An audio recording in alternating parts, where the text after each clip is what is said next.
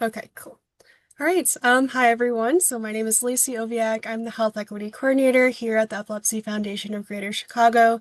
I want to welcome you all to our webinar today, Empowering Patient Discussions on Seizure Mortality. We have three really great speakers here with us today. We're really excited to introduce each of them. So I will go ahead and do a brief introduction.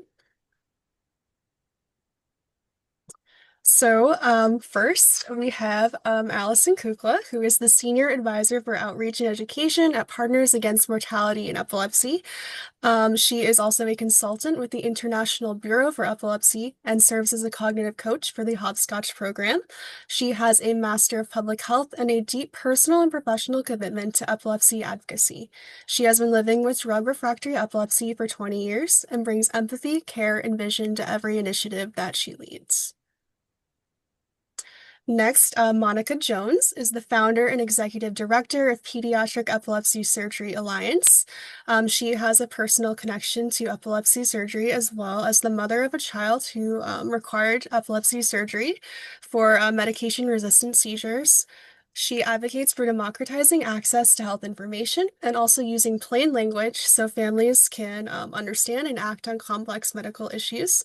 She also is the principal investigator at the Global Pediatric Epilepsy Surgery Registry and has held several leadership and advisory roles across disability and epilepsy organizations.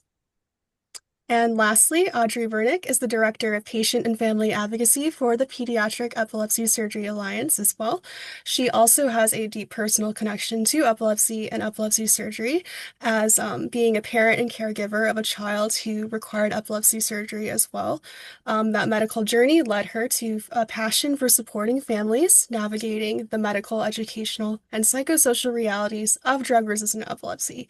She is also a special education advocate, certified planner through the ARC, and a hopscotch memory coach as well. We welcome all three of you, and we're really grateful to have you here today as speakers, talking about this very important topic.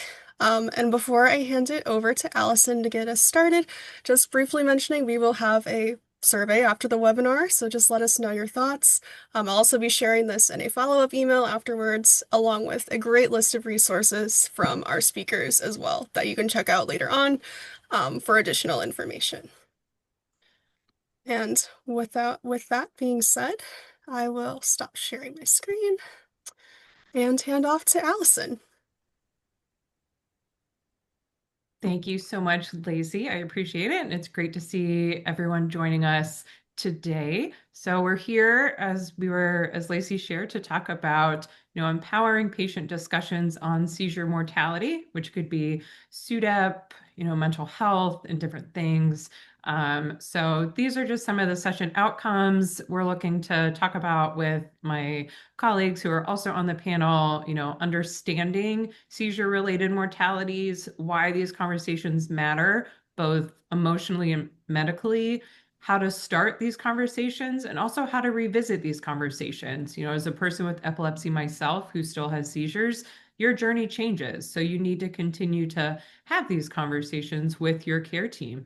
How to, have these actionable prevention steps to help control, your seizures, your mental health, safety planning, and then also recognize and address trauma and the emotional burden of living with drug-resistant epilepsy. So we're here to provide education, support, and help to everyone that's here on this topic, because we know it can be, a challenging topic to discuss and a scary one to discuss sometimes too. But by having this information, you're going to be better informed about your care to have these conversations and make decisions.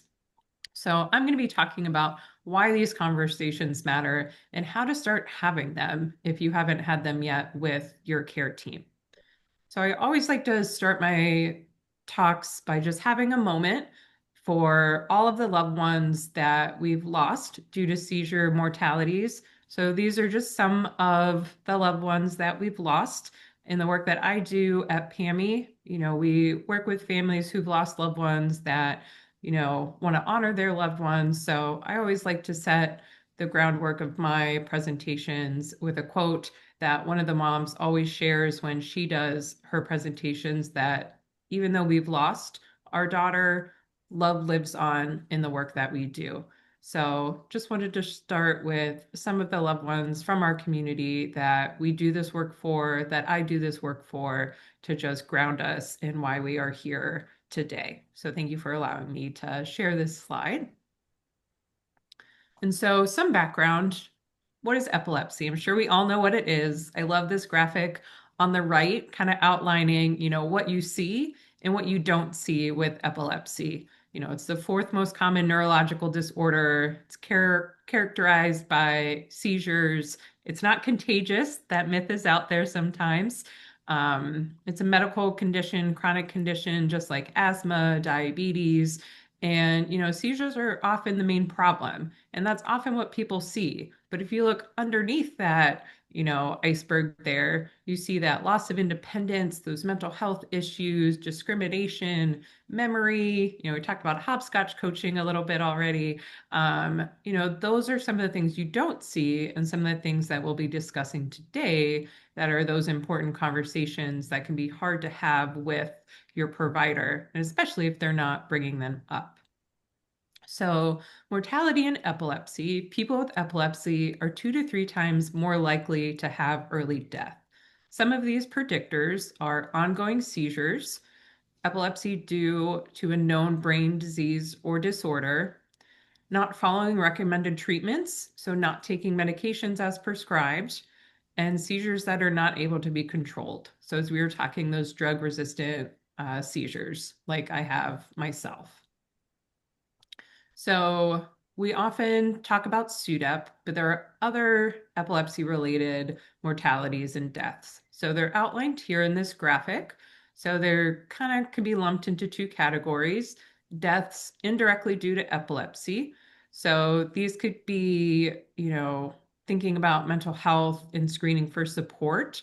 So this could be suicide, aspiration pneumonia, so again, just indirectly due to a seizure or to epilepsy. So these are areas where counseling on safety risks are really important, and that need for mental health screening is really important. And then deaths due to epilepsy that have a direct consequence due to a seizure, drowning if you have a seizure, possibly while showering or swimming, status epilepticus, and then SUDEP, like we'll be talking about today. So SUDEP incident rates, they're most common in early death for people with epilepsy. The number is about 1 in 1,000 people with epilepsy per year will pass due to SUDEP. And for those with uncontrolled seizures, the rate increases to 1 in 150. And that is the same for adults and children. And you can see there also on the slide, it affects all groups.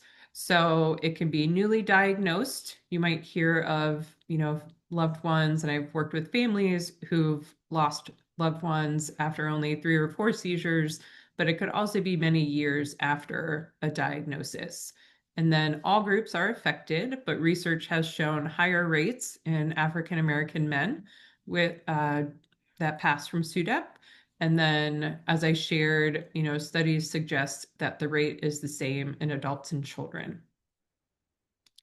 But also looking at other incident rates of epilepsy mortality, looking at suicide, patients with epilepsy, they have an increased risk for suicide due to drug resistance if they have more frequent seizures and if they have an initial diagnosis. So shortly after that initial diagnosis.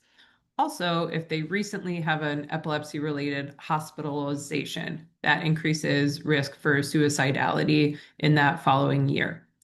In addition, there's the category of accidents. So that could be, car accidents, drowning, falls, different things like that. So you can see there that people with epilepsy were 71% more likely to have accidental injuries compared to the general population. I've had some of those as a person with epilepsy, a fall on a treadmill due to a seizure. So, things like that do happen, and we have to be aware, and we'll talk about, risk reduction strategies. Most of the injuries occur within the first 2 years of an epilepsy diagnosis. But if you continue and aren't able to get your seizures under control, you have to be aware of these possibilities. And then also, like I was saying, some of the other accidents are falls, burns, motor vehicle accidents or bike accidents, and drownings were also some of the more common injuries that people experience. So, looking again at SUDEP risk factors, generalized tonic-clonic seizures are the greatest risk factor for SUDEP. And you can see some of the other risk factors there. So, having more seizures, having nocturnal seizures, and then not following your medications are all risk factors for SUDEP. So, we talked about what are the risk factors, what are the risk reductions? How can you better, reduce your risk? And that's what one of our attendees was asking about before we started. Think about what can you control? What is in your control? Living with epilepsy, a lot of things are out of your control when seizures happen and things like that. So, taking your medication consistently and on time and doing the right dose, that's in your control. You can set alarms and different things or have people help you do that. So that's really important. Regularly seeing your doctor and your healthcare team, getting a good night's sleep, because sleep can possibly be a trigger for more seizures. So helping to keep those seizures under control. Talking to your doctor about mental health concerns. I know when I check in for my appointments, we have a mental health screener that my clinic uses to see, what is going on with mental health. Knowing your triggers and adjusting lifestyle as needed. So if you know lack of sleep or stress or triggers, working to adjust your lifestyle to make sure you're getting enough sleep. So maybe not going out that one night or, going on a walk to reduce some stress. And then looking at other therapies if drugs aren't helpful. And you'll hear from my wonderful colleagues about surgery, and their devices and other dietary therapies that can help as well. And then a few other things.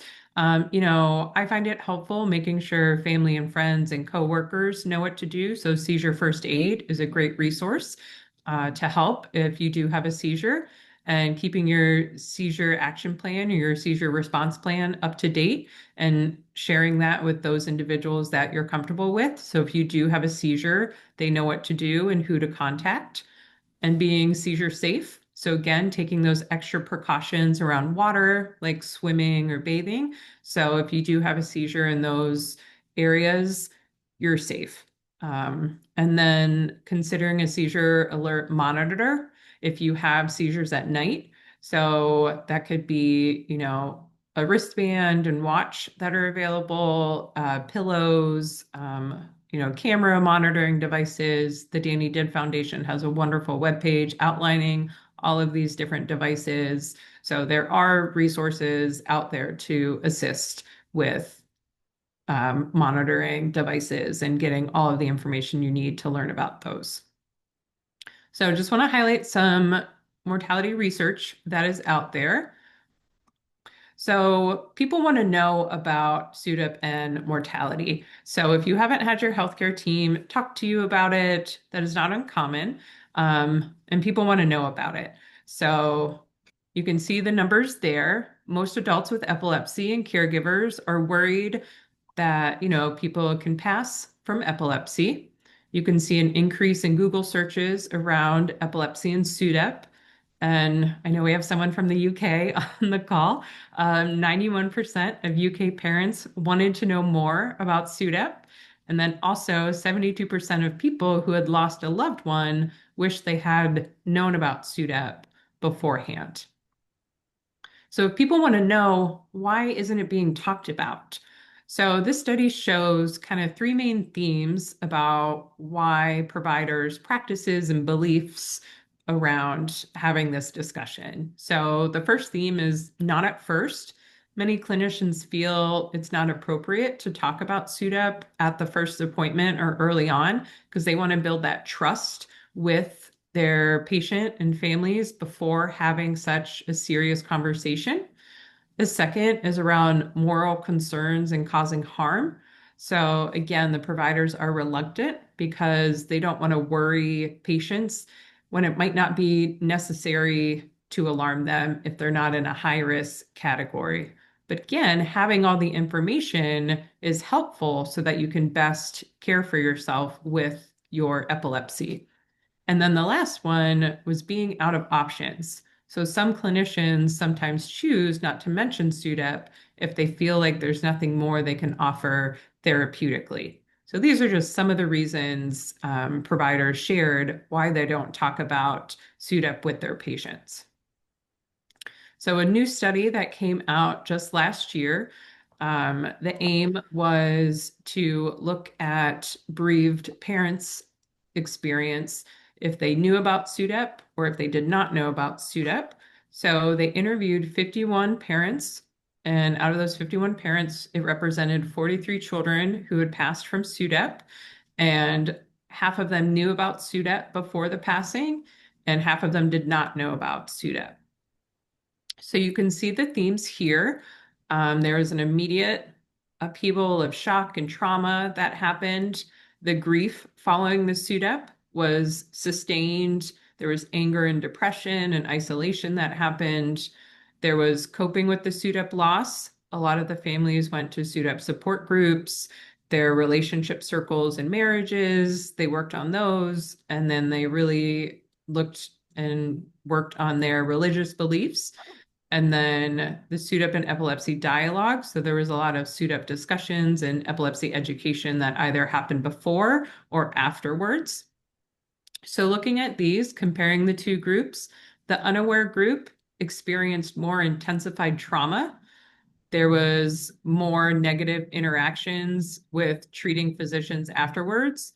There was prolonged grief and guilt and extreme anger and distrust in the medical system. And then the SUDEP specific support groups became their predominant coping strategy. Whereas with the aware group, their trauma and shock was a bit more mitigated. Their symptoms of prolonged grief happened, but it was a bit less intense. There was much less guilt, and there was less anger directed towards others, and there was more acceptance, closure, and peace. And that was because they were educated about SUDEP and knew about it. So it shows the importance of having these conversations. So, how do you talk to your healthcare team about it if they're not talking to you about it? There are ways to do this, and that's what we're going to learn about. So what if your provider hasn't talked to you about SUDEP? I've been in those shoes before where my provider hasn't talked about it and I've had to be the one to bring it up. It's not always easy having these difficult conversations, but it's important for your overall health to have these conversations. And, if you need to bring a friend or, have your parent or a loved one with you to help have these conversations, that's always, helpful as well. So here are just some, reasons again about why they might not be talking about SUDEP or other epilepsy mortality that with you. Again, they might not know your risk. They don't want to talk about the possibility of death since it's hard to do. Visits are really short, and there's a lot that needs to be covered in those early visits around diagnosis. So you might not be ready to hear it yet, or they, fear they're giving you too much information. But again, it doesn't mean that it shouldn't be talked about. So what questions should you ask? You can take a screenshot of this slide, please do, but we'll be sharing these afterwards as well. Here are 5 questions you can ask your provider about SUDEP specifically. What is your risk? How can you prevent future seizures? If that's around your triggers and different things. What should I do to reduce my risk of SUDEP if you have nocturnal seizures? Myself, I have nocturnal seizures. So we've had this conversation with my provider when my seizures started to be nocturnal. As I talked about, sometimes you have to revisit these conversations, and that's important to do. Should I consider a device to warn someone that I'm having a seizure? Devices can be really beneficial, especially if you're living alone. You can work with a friend to be that alert person, or if you have a roommate, things like that. There are many devices that can help when you live alone as well. And what should I do if I have another seizure? So these are all really important questions to start this conversation. And then preparing for that visit, some of the practical strategies, you can bring that written list of questions with you. You can send a message to the team ahead of time on MyChart or your, online portal being like, hey, I'd really like to discuss these questions ahead of time, or I'm having some mental health challenges. I'd really like to discuss these so that the team is prepared and know you want to have this conversation so it's not missed. Those appointments go really quick. I had one this morning and they go really quick. So you don't want to miss out if there's something really important that you want to talk about. And you can ask for a follow-up visit dedicated to safety and risk if you have a lot of questions, because your safety is most important.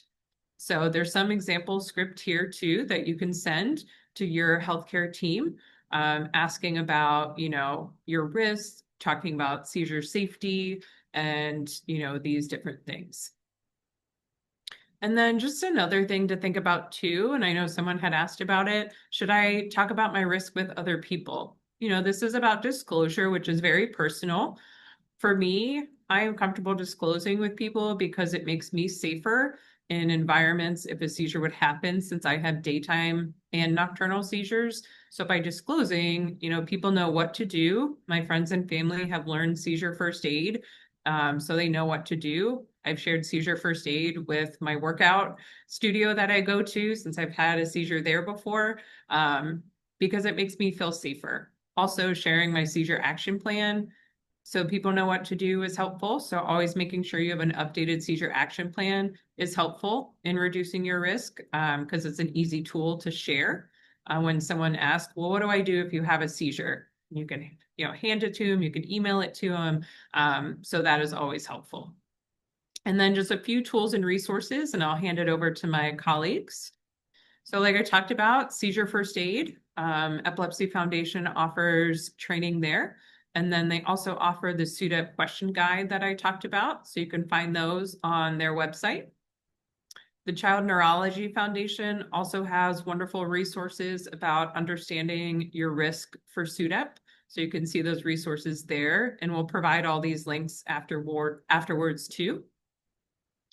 AES has a wonderful link and resource on their website for mental health screeners. So I know we talked a lot about SUDEP, but always thinking about mental health overall. So you could see the drop down here are for all different mental health screeners. So if you're ever curious or worried about anxiety, depression, suicidal thoughts, these are different mental health, behavioral health screeners and questionnaires that can help assess your risk. So you can use those if you're a clinician, you can use them as a patient and bring it to your provider, letting them know your score and those different things as well. So these are wonderful resources. And then also community advocacy matters. So at PAMI, we, have a community group of all of our community partners, our community advocacy committee. And one of them, Woody's work, is in honor of their son who passed away due to suicide, due to his epilepsy.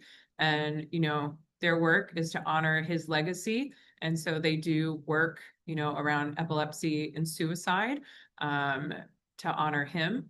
And, connection is critical, like it says there. So by bringing everyone together, talking about their loved ones and the work that they're doing really helps raise awareness about mental health, epilepsy, SUDEP, and all of these issues to honor the loved ones, and the bereaved families as they're, working through their grief and working in memory of their loved ones. So you can always feel free to reach out to me if you have any questions about PAMI or anything I shared. But, one of the most important reasons these conversations matter is that they help guide treatment decisions, which I touched upon briefly. But, whether you're thinking about different therapies or surgery or, all of that, it's really important to have these conversations. And so with that, I will pass it over to my friend and colleague, Monica. Thank you, Allison. I hope I have. Can everybody see my screen? Yes, all good. Okay, perfect. So I'm Monica Jones. I'm the founder and executive director of the Pediatric Epilepsy Surgery Alliance. We help families understand when it's time to start thinking about brain surgery or neuromodulation type surgeries to treat their children's seizures and then offer resources afterwards. Allison brought up a really important statistic, and that is that 1 in 150 people with drug-resistant seizures will die of SUDEP every year. That's a heavy statistic to hold on to, but it's critically important that we all understand that, especially when I start talking about epilepsy surgery as a treatment. What is drug-resistant epilepsy?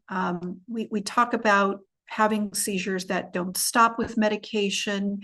And I think many of you will be surprised to know that if a child or a person does not have full seizure control after trying the second medication, then they have what's known as drug-resistant seizures. So it's only two medications. When those do not work, then the person has drug-resistant epilepsy. When do you refer somebody for a surgical evaluation? It's supposed to be after the second medication fails. If the child has cortical dysplasia, there's a growing body of evidence to say that it really should be after the first medication, because all the research is showing really there's not anything that can stop seizures caused by cortical dysplasia. It's a condition that's known to be drug resistant. And we are always seeing families trying a third, a fourth, a fifth, always holding out hope that yet another medication is going to perhaps stop the seizures. But statistically, it falls down to almost a 4% chance of a third medication stopping the seizures, and then 0% chance basically after that. There are 44 anti-seizure medications on the market right now, but the rate of seizure control hasn't changed with the first medication that I think it came out in the 1800s. So now it's 2026 and we have 44, but drug resistance is still 1/3 of people that have epilepsy. So not much is moving the needle forward in terms of a medical cure, a medication cure for epilepsy.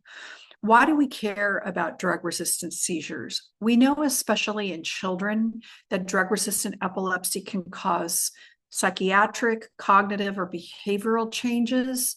We see a slow development, sometimes regression, or you can have what we would consider brain damage, a reduction in brain volume or hippocampal damage. And a paper just came out last October that really hits the nail on the head with this. And this is that drug-resistant epilepsy can actually cause the brain to shrink. Why the person has epilepsy doesn't matter. If they're having frequent seizures, then they're at risk of the brain shrinking. And this is why it's so important to get treated early, because stopping the seizures quickly can help prevent long-term brain damage. When do you refer? We don't make up the rules. Bodies like the International League Against Epilepsy, they're the ones that set the standards. And they say that based on the research, excuse me, every patient, regardless of age, is supposed to be referred for a surgical evaluation as soon as they're drug resistant, which I've now explained is after failure of two appropriate and tolerated seizure medications. Doesn't matter the age, the sex, the socioeconomic status, the type of epilepsy, that includes genetic epilepsies, you're still supposed to be referred for a surgical evaluation after failure of two medications. There are generally 3 treatments for epilepsy. The first is medication, the second is surgery, and the third is diet. And we've heard diet mentioned, but diet is really something you approach if you find out that the child is not a candidate for a resective epilepsy surgery, or you just don't want to go there yet. And I'll talk a little bit about not wanting to go there yet, because the decision doesn't have to be made at the point of going there. Having a surgical evaluation doesn't mean you've decided your child will have surgery. It means you want to know what all your options are early in order to make a decision. Epilepsy surgery can mean removing part of the brain or destroying part of it or disconnecting it. Both Audrey and I, our kids have had the biggest of the surgeries, which is removing half the brain, but you really don't have to do these big procedures. There's a whole enormous menu of surgical options out there that can include also neuromodulation treatments like VNS, RNS, or DBS, deep brain stimulation. It's not a last resort. Having a surgical evaluation doesn't mean you decided your child will have surgery or that you yourself will have surgery. It just means you want to understand all your treatment options early. So why do we care about surgery so much? Well, we are talking about SUDEP a lot in this talk, and research shows that epilepsy surgery can reduce that risk by 2/3. That means making it 3 times smaller. That is statistically an enormous drop in your risk, which is again why we want you to go and ask for a surgical evaluation as soon as you find out you're drug resistant. A really big study came out actually from the neurosurgeon who's the chief of pediatric neurosurgery at Lurie Children's Hospital. And they looked back at over 18,000 children who had drug-resistant seizures, and they looked at their 10-year survival rate. These children had an 83% less chance of dying in that 10 years if their seizures were treated with medication and cranial epilepsy surgery, and a 35% less chance of dying if treated with medication and a vagus nerve stimulator. So again, really dramatic drops in risk when you look at either cranial epilepsy surgery or neurostimulation. This is kind of a busy slide, but it's really important to understand. Again, the same group looked at 18,000 children with drug-resistant seizures and their 10-year survival rate. Those with medication alone had an 89% survival rate. What does that mean? That means 89 out of 100 children in that study were still alive after 10 years, meaning 11 children out of 100 were no longer alive. If they had medication and a vagus nerve stimulation or a VNS, 92 out of 100 children were still alive. But look at the whopping statistic when you look at cranial epilepsy surgery and medication. 98 out of 100 children in that study were still alive 10 years later.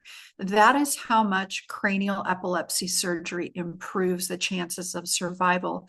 And all of the children in that cranial epilepsy group were not seizure-free after surgery, but just that combination alone of seizure reduction in most of those children at least, or seizure control plus medication, dramatically increase the chances of those kids being alive 10 years later. So we're not just talking about SUDEP when we're looking at epilepsy surgery, we're also looking at just the overall survival rate. When you think about epilepsy surgery, it's important to consider what the goal of surgery is. So of course, your goal might be stopping the seizures completely. And that's really important to discuss with the team that's assessing you or your child. Some surgeries stop the seizures altogether. Sometimes the seizures come back with those surgeries, but there are other procedures that may dramatically reduce the seizures or make you at least responsive. I know that vagus nerve stimulation, for example, will reduce the seizures by about half in about half of people who use a vagus nerve stimulation. So that's still a dramatic drop from where you are today if you have drug-resistant epilepsy, which means no seizure reduction at all with the medication. You're still uncontrolled. And Audrey, why don't you take it from here? All right, thank you. That was incredible, both Monica and Allison. Will you still present so that and move the slide? Sure. Thank you. Sure. So I'm here. I'm the Director of Patient and Family Advocacy for the Pediatric Epilepsy Surgery Alliance, and I'm here both as an advocate and as a parent who's lived alongside epilepsy and medical risk for a very long time. My son is now 22, and as Monica mentioned, had the biggest epilepsy surgery that we think you can have, which is a hemispherectomy when he was 2 years old. And I am here to talk about something that I really felt a lot in those first two presentations. What we are going through in our community is it's medical trauma, and we've lived through trauma, and many of us are still living with it. So why does this belong in a session about seizure mortality? Because patients like you and families have to talk about seizure risk. As Allison said, we have to tell our roommates, our schools, our employers, partners, babysitters, what does an emergency look like? What to do? And it's really necessary for safety. And sometimes we have to make those big decisions about treatment. And those decisions depend on understanding the real risks involved in epilepsy. But fear and trauma, which we'll talk about today, can make these conversations feel unbearable at times. And sometimes that fear can actually be compounded by well-intentioned doctors. Over the years, we've heard some really hard stories from families. Recently, one parent told me that her child's doctor became angry when she went to get a second opinion and said that he was going to prevent the child from receiving care at their center. And another parent told me recently that in front of her child, a doctor said it's not a matter of if these seizures will be life-threatening, it's a matter of when. And while that might be true, that's not empowering communication. It's really overwhelming. So let's talk about how trauma affects these conversations and how we can talk about seizure risk and even mortality in ways that are useful and manageable. So in medicine, there's a term called medical traumatic stress, or it would be pediatric medical traumatic stress for children. And this describes the emotional impact of living through devastating medical experiences like seizures, emergencies, hospitalizations, invasive tests, even those long periods of uncertainty or unknowing. For some people, these stressors will settle over time, but when the threat keeps coming, your nervous system can get stuck in survival mode. And that can lead to long lasting or persistent stress reactions. And for some people, they may even get a formal diagnosis of post traumatic stress disorder or PTSD. I don't know about you, but I've seen many families on Facebook say, I think I have PTSD. And you know what? I think they're right. For many of us, epilepsy is not one event. It's a cumulative experience. It's repeated seizures, it's close calls, it's endless waiting rooms, it's so many unknowns. And our nervous system, whether you're the parent or caregiver or patient yourself, your nervous system gets stuck on high alert. So then it's going to become harder to absorb information and think clearly or weigh your options. So if you're feeling anxious, exhausted, or on edge, you're not weak. That's a normal response to an incredibly challenging experience. And one thing I want to say here is it's important to remember that not every medical event leads to traumatic stress. Many children and adults exhibit incredible resilience, but the research shows that 15 to 25% of families experience persistent traumatic stress symptoms that interfere with their daily life. All right, next slide. Another thing to note is that stress and trauma are not the same thing. So sometimes we'll hear in research or in medical settings that there's parental stress or that the patient is stressed. We all experience stress. This is a normal part of life, but stress comes and goes. Trauma lingers. So remember, trauma is when the brain and body can't return to baseline. And you can look fine on the outside, but inside you're scanning, you're bracing, you're waiting for the next emergency. And sometimes that trauma builds slowly over years, or it can occur after a particularly frightening seizure or a close call. But when you've been living with this for months or years, the repeated medical trauma, your brain then becomes focused on one job, which is to keep you safe.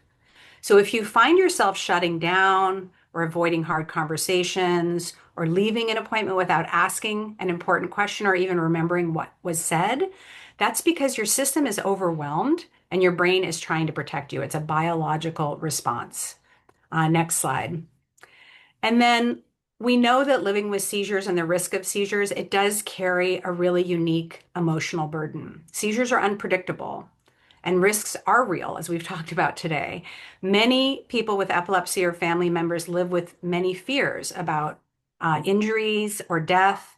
And sometimes we have to make unimaginable decisions for our loved ones or for ourselves. Having seizures can be traumatic, but watching someone you love have seizures is also traumatic. And sometimes the way information is delivered or the lack of support from our family or community can add another layer of harm instead of helping us. Next slide. So again, trauma doesn't always look dramatic. It doesn't look like panic attacks or falling apart. A lot of the time, it looks like being on edge all the time, or snapping at people you love, even when you don't want to, or feeling numb or disconnected, or maybe you're avoiding certain places or even appointments, or you get a knot in your stomach when the phone rings because you're thinking, is this bad news? And for kids, it can look a little different. You might see sleep problems, more meltdowns, school refusal, or sudden changes in behavior. One really common thing, especially in children, is repeated questions. Not because they didn't hear you, but because their nervous system is scared. It's looking for safety. So they might be asking you, what are we doing today? What's happening? What's next? It's their way of calming their nervous system down. They're checking. Is the answer still the same? Am I going to be okay? And adults do this too. We might ask the same question at appointments, right, that we just asked, or we reread the same test result over and over again, or we lie awake at 2 a.m. running that same what if loop over and over in our heads. That's the nervous system that's been under a lot of stress trying to protect you. And two people can go through the same experience and look completely different afterward. One of you might want to talk about it all the time, and another might want to avoid it. One of you might seem fine and the other might fall apart. And we see this a lot in parent dynamics, right? The mom or dad, one of them is one way and one is the other. It's not that one is stronger. It means that our nervous systems are different and they're different ways that we survive. And the big picture to be aware of is that none of these reactions are character flaws. They're not failures. They're just the normal human response to living with this ongoing threat and uncertainty. Next slide. So who is the most vulnerable to medical trauma? And I think if you look at this slide, everybody who's on this call would fall into one of these categories. Anyone living with ongoing or unpredictable medical crises are more vulnerable to medical trauma because our bodies never get to really stand down. Parents and caregivers and adults often carry that constant responsibility for safety, keeping their nervous system on high alert. Children and teens can be more vulnerable because they don't have control over their situation and they have just fewer tools to make sense of what's happening. And then there are support systems. So if you have less support around you, you're more vulnerable because this is not something that humans are meant to carry alone. That could be financial support. It could be other barriers that are keeping you more vulnerable. So if you recognize yourself here, this is not a failure because I think we're all on this list. It just means our nervous systems have been working for a really long time. So we are vulnerable to this trauma. Next slide. So I'm going to talk a little bit here about why conversations about epilepsy risk matter and how to have them in a way that can help instead of harm. Allison already did a great job, so I'm going to try not to repeat anything that she said. I agree that conversations like these work best when they're revisited over time. We don't want to dump a lot of information on someone all at once because these topics can be overwhelming and scary at first, and most of us need time to make sense of them. We do have to talk about risk though to make safety plans possible, so we can have that emergency planning, as Allison mentioned. And then how we talk about it really matters. So we don't want to tell a new roommate, some graphic or catastrophic story about what could happen. We want to give a calm explanation with an action-focused message. So we're not trying to scare people around us, we're trying to prepare them.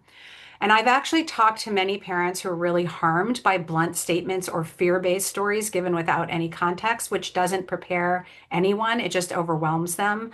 We know that what helps is practical, compassionate, specific information. Here's what to do. Here's who to call. Here's how to lower risk. Here's what the plan is. So I recently heard this question from a parent on a Facebook group, and she said, my daughter's 12. We didn't tell her about SUDEP because we didn't want to scare her. And she found it online and now she's terrified. How do I make it better?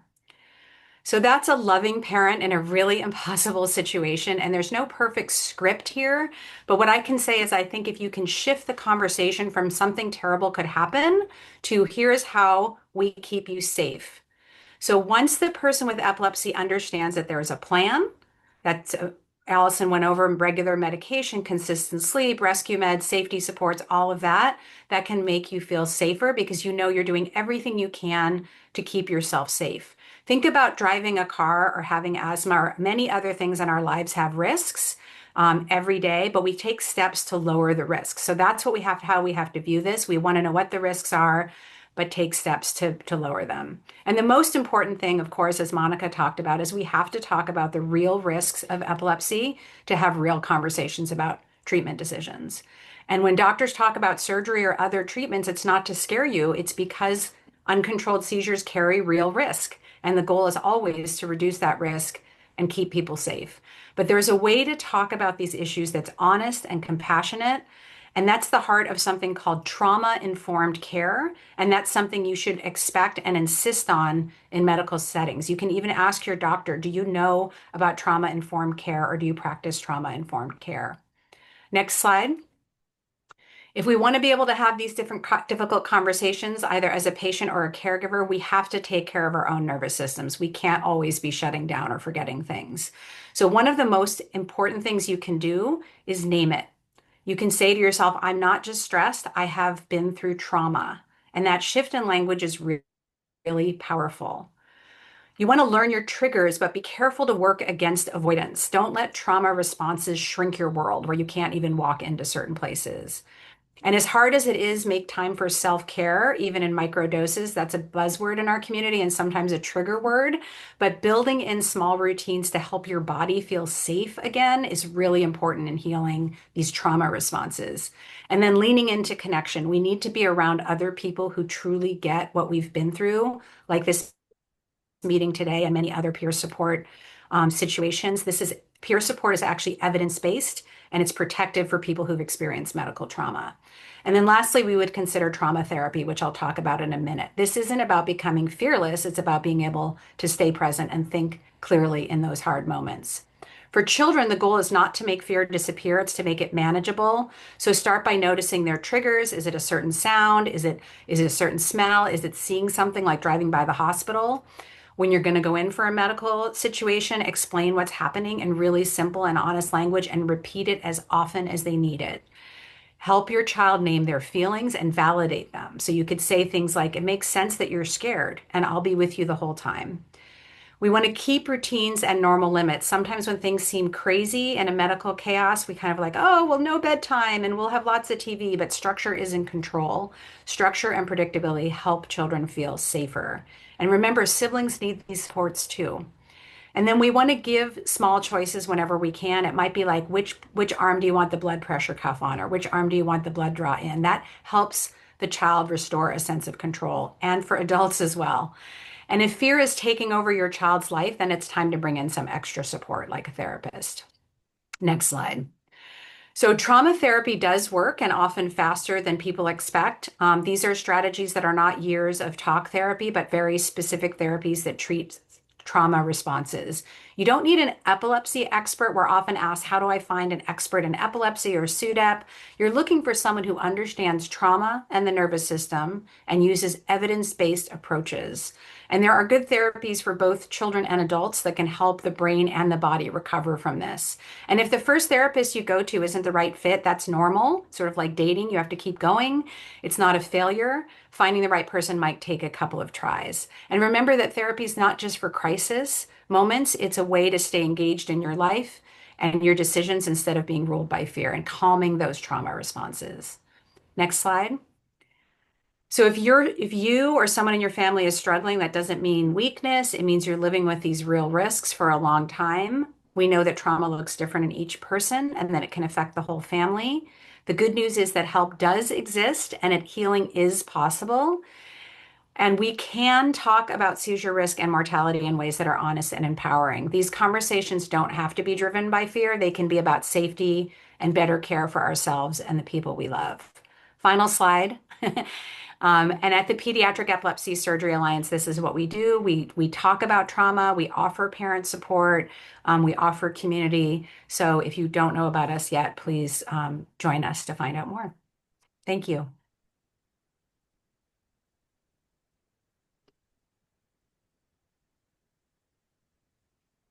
All right. Thank you so much to all of you. These were like really, really great presentations, and we had a lot of engagement in the chat throughout. So we'll do our best to kind of answer everyone's questions. Let's take a look. I think some people were mentioning kind of focusing on the anxiety that we were talking about and kind of figuring out ways to handle that anxiety of not knowing when your next seizure will be. And I think that relates a lot to kind of what Audrey was focusing on about ways to kind of take care of yourself and reaching out for social support systems. I also do want to mention that I think all of our organizations do have support groups or different things that you can attend to receive that kind of support as well. We do have a caregiver group led by Alex as well for caregivers, anyone who is interested in that. Um, do you guys have any specific recommendations or different um, groups that people could possibly join? I would just start out by saying, as a person with epilepsy myself, and I read Christina's comment, I also don't have an aura when my seizures happen. So it's that unpredictability that we talked about that, can cause that anxiety and extra stress, not for only for myself, but for my husband and friends when, we might be out and a seizure happens and those things. So what Audrey and Monica were really talking about, taking that time for self-care and, just not beating yourself up when a seizure happens or I know I get down, one happened a couple days ago and everything, but it's just knowing it's a chronic disease, it's part of your life, but relying on your support network to really be there to help, to talk about it, to just be there to listen if you need it. And just, for me, I'll go walk the dog or, watch a TV show or just, step away for a little bit to just relax. And, you know, it's it's part of my life. And, we call them my seizure sisters that I'll chat with when something happens or they have a seizure that happens. And just having those people that really get it and really understand, which is why support groups are really beneficial because you don't have to explain everything to them. You can just be like, oh, I have a seizure. And they're like, girl, I get it. I can empathize with that. And you leave it at that. You don't have to dive into any further details. And I'm sure Monica and Audrey can agree with, having that surgery experience, being able to have those other moms being able to relate in that way. So there, I would definitely, those support groups that are out there, being able to, go to those groups are always beneficial. I see Audrey came off mute. Well, I just would say there, I mentioned the evidence-based therapies and I didn't spend a lot of time on that, but there are therapies that are for actually dealing with when you have that. My son's been seizure-free for 20 years. I still worry about seizure recurrence because it does happen in our community. It's not that epilepsy surgery means you'll never have a seizure ever again for the rest of your life and it's guaranteed. And then for someone who's having seizures every single day, that's a lot of daily trauma. So learning the strategies that help you recognize it's not about saying it's not, you're not going to change the seizures, but what you can, or the reaction, but you can respond to it differently in your brain, which calms down the nervous system. So it might be saying, oh, look, I'm having this thought again. What level of importance do I want to put on that? I'm in this group that's doing acceptance and commitment therapy, which is a known evidence-based practice. And they gave this example: if your thoughts were like cars driving by at a coffee shop when you're sitting with your friend, and you chased after every car that drove down the street, how would that experience be for you having coffee with your friend? And so that's just, there's like analogies and ways that you can start to rationally say to your brain, I don't need that right now. Thank you. Goodbye. Like, I'm here. And it's not those, it sounds simple and it might be like, well, that'll never work. These things are evidence-based, that they take a trained clinician or with evidence-based practices. There's books about these things, there's online groups. So I would really recommend to not be afraid to look into trauma-informed therapy or evidence-based therapy in some way, shape, or form, because I know personally I don't want to live with this for the rest of my life, the anxiety and the fear. I can't avoid living with the epilepsy and the medical situation because that's what we were given, but I can try to temper my responses to the situations I'm in. I hope that helps. Okay, great. I hope that that helped answer those questions. It looks like Alexandra has her hand raised. Hi. Yeah, this sleep thing has been something I've been avoiding for many years. I've been diagnosed 7 years ago. I'm going to be 30 next month. But this is the one topic I've really been avoiding.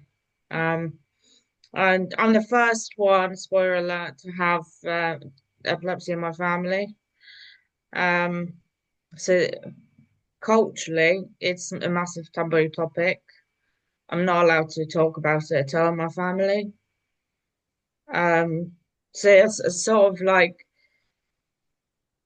I've been left with it by myself into sort of like this exploration, growth, and recovery resilience.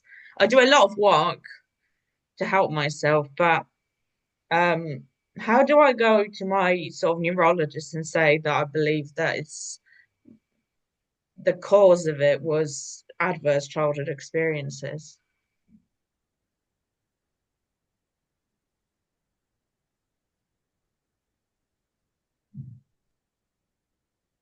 I think that's a tough one. Mm, Sometimes there are no causes to epilepsy. Sometimes it's a brain injury. I think what's most informative to find out what a cause for epilepsy is to have a comprehensive evaluation. So it doesn't mean just having an EEG. I hope you have also had an MRI. I hope you yes, have also had a PET scan.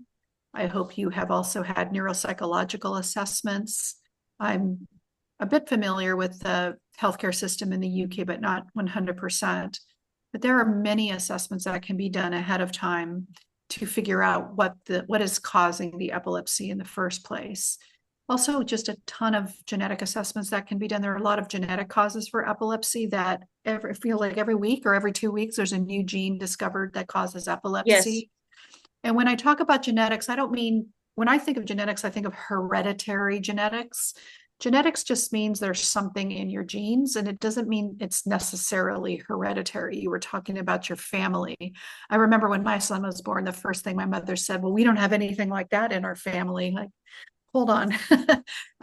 It was no cause other than there was a genetic issue that had nothing to do with our family or my husband's. So I would also encourage you to have genetic testing, really, to find out. Because the genetic testing can then inform whether or not the medication is appropriate. And then if you start exploring surgery, it would also inform what surgery might be better. It might include, and in surgery, we also mean neuromodulation devices. So some might work better than others. So I would say empowering yourself with knowledge, and that comes from making sure you're having as many assessments as possible to find out what's causing your seizures in the first place. Yeah. And you mentioned if someone doesn't react to medication, so I've got refractory GME. Mm-hmm. Um, but I've managed to actually react to another medication that's made for children, and that's fine. Well, Mm. does this mean that I don't know, not qualified for a surgery?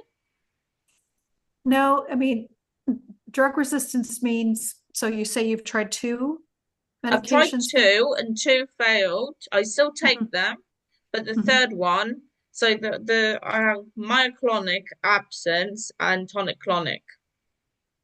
So you're still having seizures. Well, funnily enough, this I've not had one for like a year, over a year. Okay, that's good. And the That's absence good. seizures have pretty much stopped now after I've started taking the medication for kids. Right. So definitely talk to your doctor about whether he or she would consider that you have what's called drug resistant epilepsy, because there's a very specific definition for it. But it's possible that right now you are fully controlled.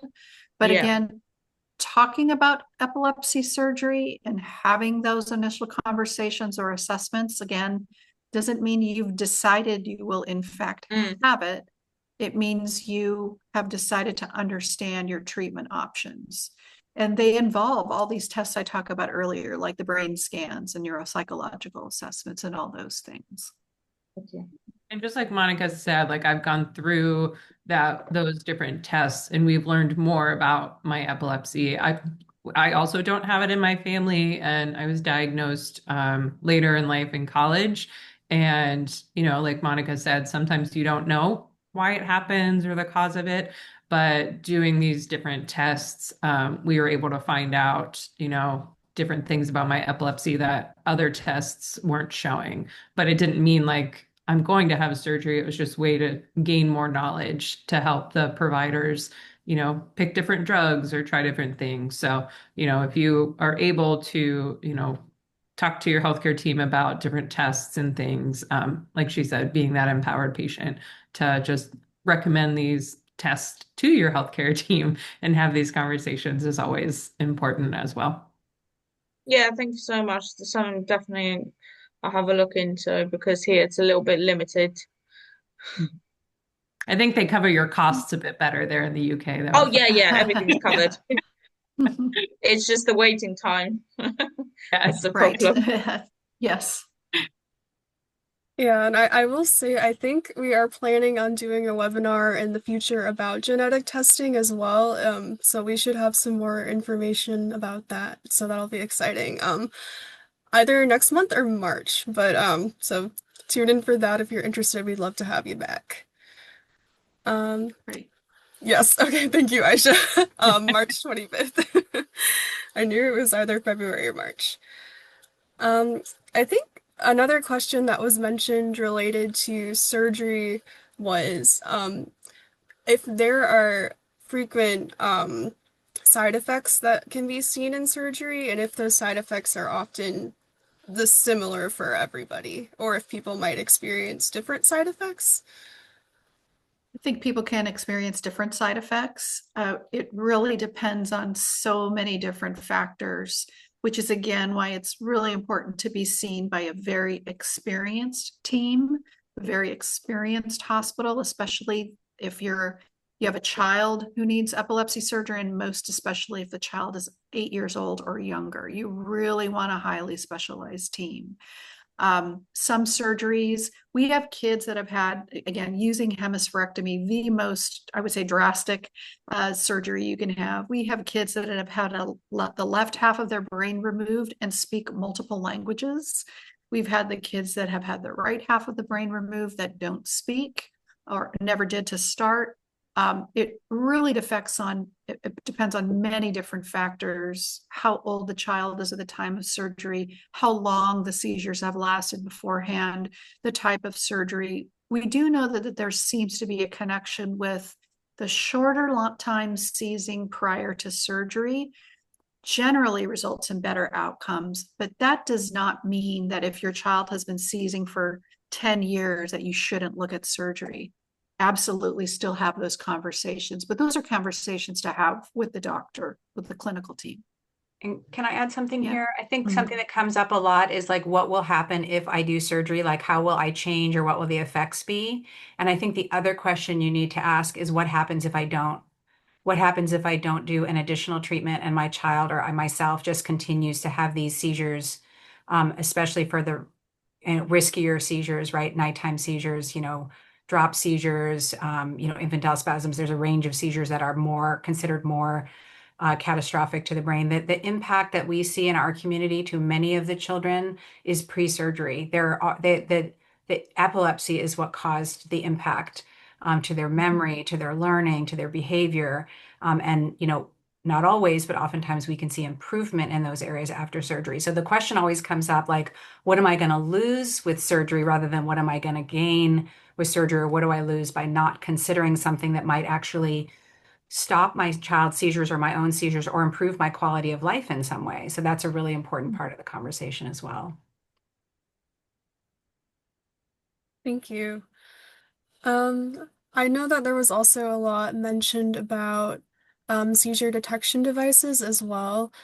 And I know that I believe Allison linked the Danny Did Foundation site too, so I definitely recommend checking out their site because they have a lot of more in-depth information about seizure detection devices and what's available out there.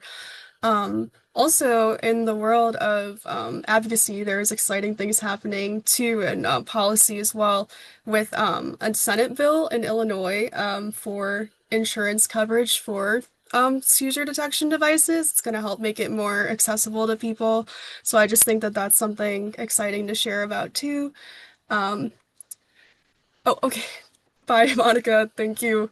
Um, but that is just to put that on your radar. There is a yes, we'll post the recording. It'll be on our YouTube page also. If you want to check this out later. Um, we'll have this uploaded on YouTube, and I'm also going to send a follow-up email with all of the resources and links too. But there is a bill being proposed for um, insurance coverage of seizure detection devices. So that is very exciting. And we have a one pager that I'm going to share as well with some more information about that. Are there any other questions?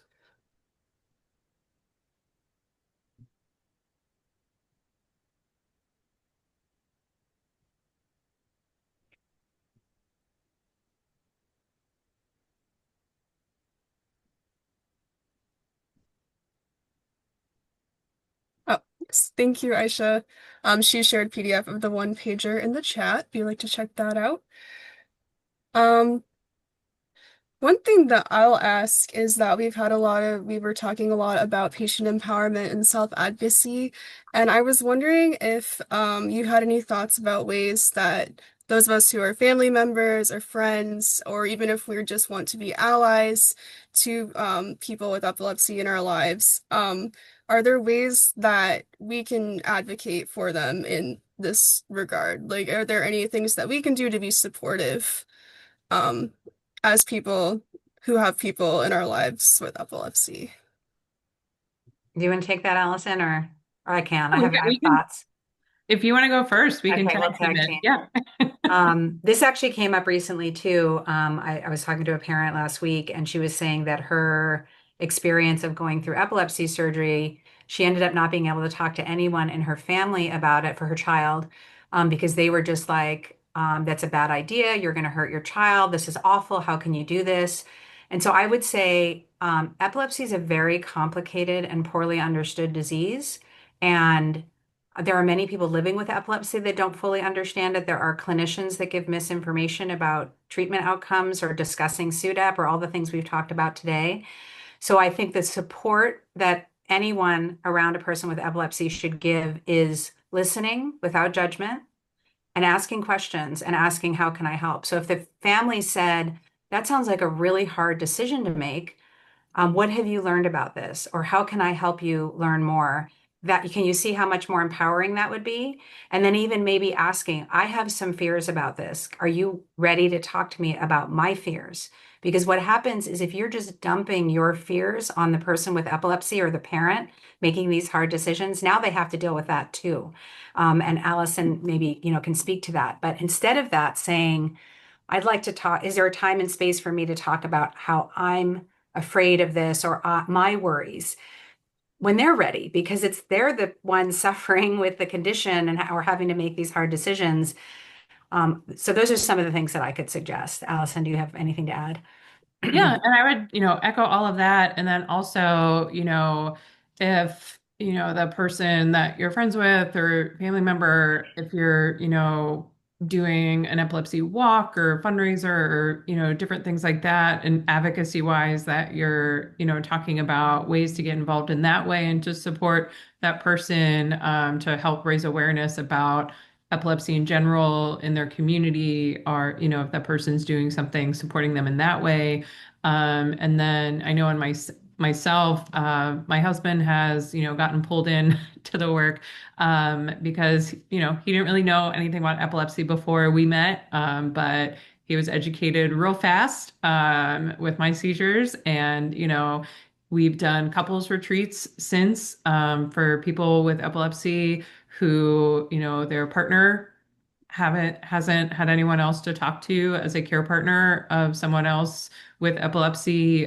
He's supported, partners and things like that. So like Audrey was saying, being able to have those open conversations, ask those questions, and everything has been, just really valuable. Because oftentimes it's just having someone there to listen And, I've always, asked him too, because we know caregivers like Audrey shared in her presentation need support as well, because it's not just, anxiety and things that I carry, but as a care partner, when a seizure does happen, making sure like self-care is, happening for him and that he's taking care of himself. So just, having that open dialogue and, being supportive, in different ways that the person is doing. But I know for me personally, just having people ask questions, being open, and all of that is just, so meaningful as, someone living with epilepsy or, when a seizure does happen when we're out. And I'm like, come out of it, and we're just sitting there and they're like, hey, is everything okay? How are you feeling? And I realize what happened. Having that person being calm, responsive, and everything, and not like freaking out and everything. So, it's always helpful to have, those open conversations so they know what to do when something happens. Great. Thank you so much. I think we just finished at time, so thank you both. And thank you to Monica as well. I know she had to leave, but we are really appreciative of all of you and your time and your really great presentations. Everybody who's still here, thank you for joining also. And I'm going to send up a follow-up email with a bunch of resources and links that presenters put together for us, and copy the slides as well. And there will be recording on the YouTube page. Thank you so much, everybody, and I hope you have a great rest of your day. Thank you. Thank you so much. Thank you. Bye, everyone. Bye.